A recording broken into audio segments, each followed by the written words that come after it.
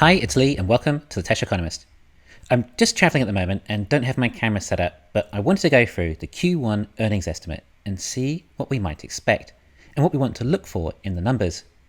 Obviously, this is another important quarter for Tesla, as are all of them. There's always some reason each quarter's earnings feel like the most important one ever. This quarter, we want to know what margins are going to be due to the new lowered prices. How much are these going to affect the profits of the company?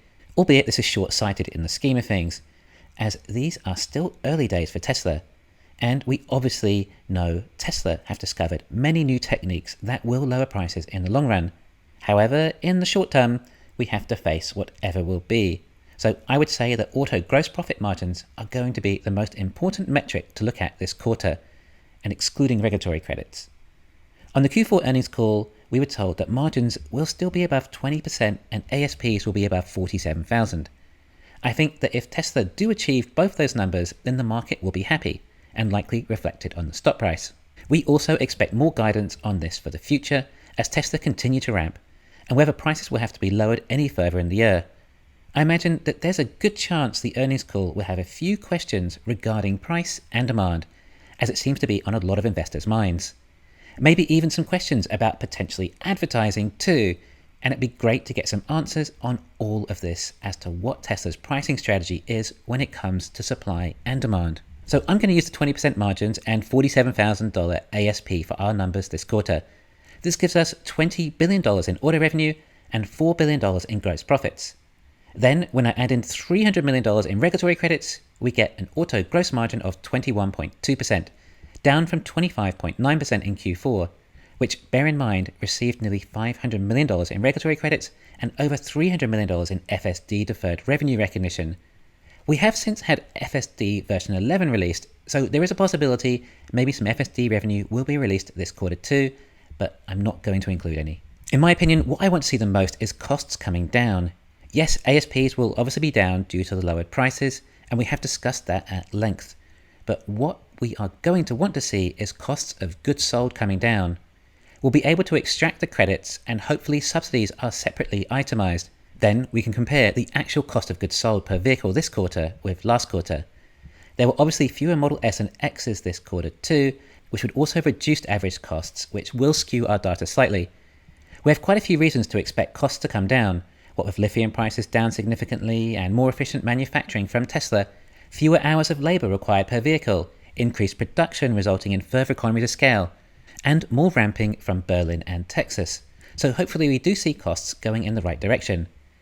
Now, this is the first time we're going to see the subsidies that Tesla are receiving from the Inflation Reduction Act. The EV battery subsidies may be included into auto gross profit, or they may be in another section with all subsidies, including energy storage and even solar, as Tesla will also get subsidies for producing solar panels. However, the numbers are likely quite low and won't have much impact. Anyway, we'll see how Tesla are handling these and get an idea of how much it is contributing. The rumours are that 4680 production may have doubled since the last report we got, and there are enough for about 2,000 vehicles a week.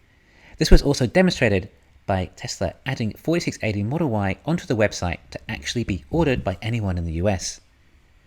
I'm just going to add a new section called Subsidies, where I estimate that Tesla will receive about $240 million in subsidies this quarter, but this will be increasing throughout the year as Tesla increase 4680 cell production and batteries for Megapacks. Now, a lot of investors are looking to energy as their saviour right now, that will hopefully make up for the loss of profit in the vehicles from the reduced prices and profits. Obviously, this is all about Lathrop, which can ramp up a lot faster than the auto manufacturing lines. So potentially it's more about the LFP battery cell supply Tesla have available that are not being used in the vehicles. Tesla don't seem to have ramped up Shanghai since Q4, nor the Fremont Model 3 rear-wheel drive, implying Tesla have not increased the supply of their LFP vehicles. This might mean any additional LFP supply Tesla have acquired has gone directly to energy storage. Current estimates are that Tesla are producing between 10 and 12 megapacks a day, which is pretty good. Apparently they need additional equipment still to upgrade the lines further in order to reach that 40 gigawatt-hour a year rate. But it does sound like the limiting factor is the actual cell supply rather than the ramping of the factory. With that, I'm estimating that Tesla are around $2 billion in revenue for the Megapacks this quarter. Last quarter, the margins were around 11%. I'm suggesting we may potentially see as high as 50% increase in revenue. So seeing what impact this has on margins will be another important element to look for. Although the production rate is still low at around 15 gigawatt hour a year run rate, so potentially about 3 times more ramping still to come. But we should hope to see some increase in profit margins still, as 50% is quite an increase in production. With rumours of profit margins being as high as over 40% of the energy side of the business is going to be important to keep an eye on this year. I'm going to estimate 15% gross margin for energy. We have services and other also slightly increasing like it does quarter over quarter, and also nearly approaching $2 billion now as well, bringing total revenue to over $24 billion. And a total gross profit of $5 billion. Then after OPEX, we're left with $3 billion operating profit and $2.9 billion in net income, giving us a GAAP EPS of 85 cents and a non-GAAP EPS of 96 cents. That is based on the ASP and margins that we were told to expect. However, quite a few people suspect that it may be a little bit optimistic. So I just wanted to adjust it slightly to $46,500 and 19%, which is still fairly close. And that gives us GAAP EPS of 78 cents and non-GAAP of 90 cents, which I think I'm probably leaning more towards for my estimates. Hopefully the earnings call is good and we get a lot more information as to what Tesla are planning. We're hoping to hear a start date for Giga Mexico. Seeing that break ground should bring some renewed confidence in the company and product. This is the biggest project Tesla are taking on in the short term, and watching this factory be built will be what a lot of eyes are on this year. Hopefully it breaks ground this quarter even. I would say there's also a good chance there'll be a local drone YouTuber to give us regular updates on how the construction is going. If it starts this quarter, then hopefully we see the vehicles come off the production line in Q2 2024 if all goes well. There are rumours of a sister factory also that is going to be built, but I'm not sure if that will be mentioned on the call. However, there should be some information about the new Megapack factory Tesla are building in Shanghai.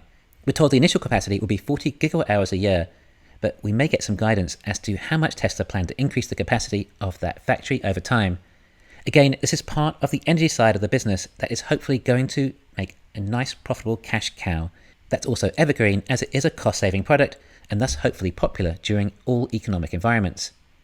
We should hopefully get an update on 4680 production and how the new Texas line has been going, and also an update on the Cybertruck, and that hopefully that is still on target to start production this year. The stock was running crazy after the last earnings call, even during after-hours trading. It was quite a dark moment for Tesla before, as it felt like Elon was more concerned with Twitter than Tesla and neglecting Tesla, and demand was down, prices had been lowered. Just hearing Elon reassure investors and mentioning that there was a chance that Tesla could produce 2 million vehicles this year if all things went well came over very positive. I think a lot of investors are feeling similar again due to prices being lowered and the narrative that demand is down, and Tesla need to advertise in order to stimulate demand. So it will be interesting to see what is said, and perhaps the stock price will run again. Thanks for listening. Please hit the thumbs up and subscribe. You can follow me on Twitter and talk to me on Patreon.